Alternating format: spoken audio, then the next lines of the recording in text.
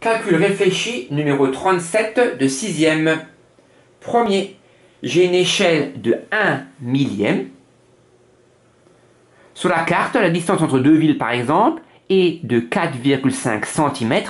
Il faut dire combien cela représente de mètres dans la réalité.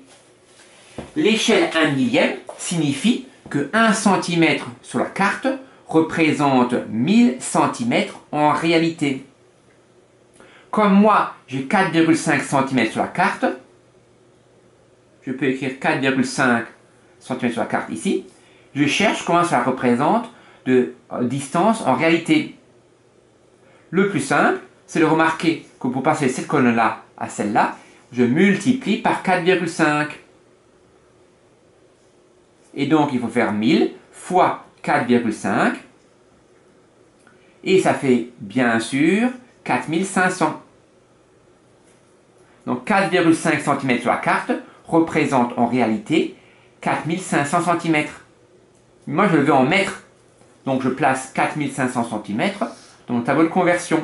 Je commence par les unités de centimètres, les dizaines, les centaines et les unités de 1000. Et maintenant, je lis ce nombre. Dans la colonne des mètres, j'ai 5 unités et 4 dizaines. Cela fait donc 45 mètres. Donc 4,5 cm sur la carte représente en réalité 45 mètres. Deuxième, il faut calculer 0,6 fois 7 centièmes. Première méthode. 0,6 fois 7 centièmes. 7 centièmes, c'est 0,07. Chiffre des unités, des dixièmes, des centièmes. Je ne m'occupe pas de la virgule. Je calcule 7 fois 6, 42.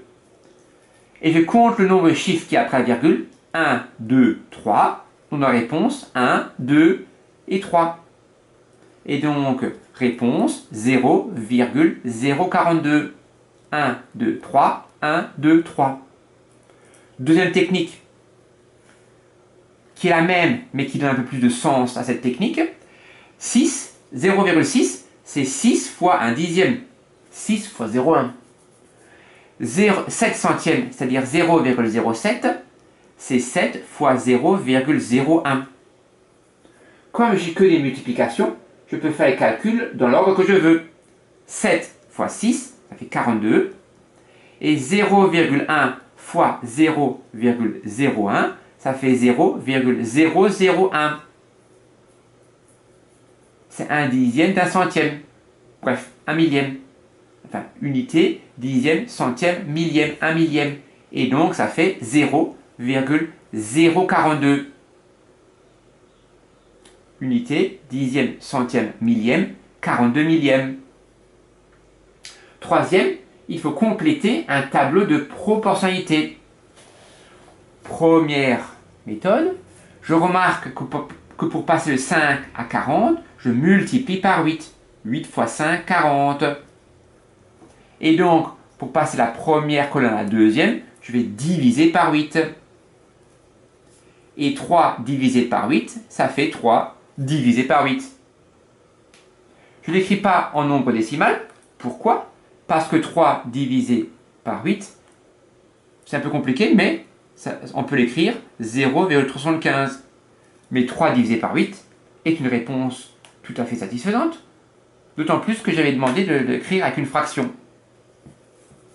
Deuxième méthode, plus difficile. Je cherche par combien multiplier la deuxième ligne pour arriver à la première. 40 multiplié par combien est égal à 3.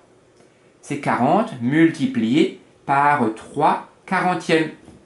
Pourquoi? Parce que 40 multiplié par 3 quarantièmes, si je multiplie par 40 et je divise par 40, eh bien, il reste bien 3.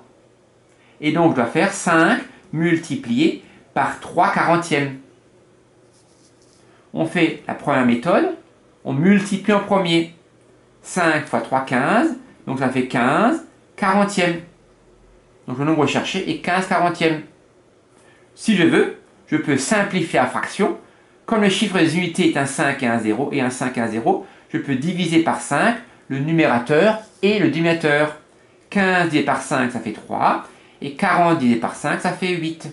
Donc je trouve bien les 3 huitièmes d'avant. C'est un peu difficile. Et le dernier, j'ai un prix de 240 € et il faut trouver le nouveau prix après une remise de 40%. Comme d'habitude, je commence par calculer 10%.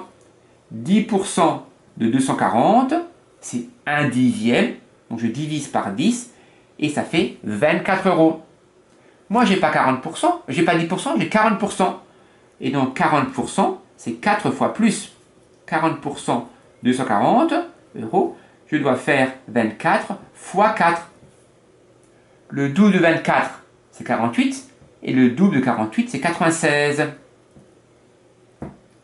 Donc la remise est de 96 €. Et donc le nouveau prix, ça sera égal à l'ancien prix moins la remise. Et ça fait 144. Donc phrase de conclusion, le nouveau prix est de 144 €. Voilà.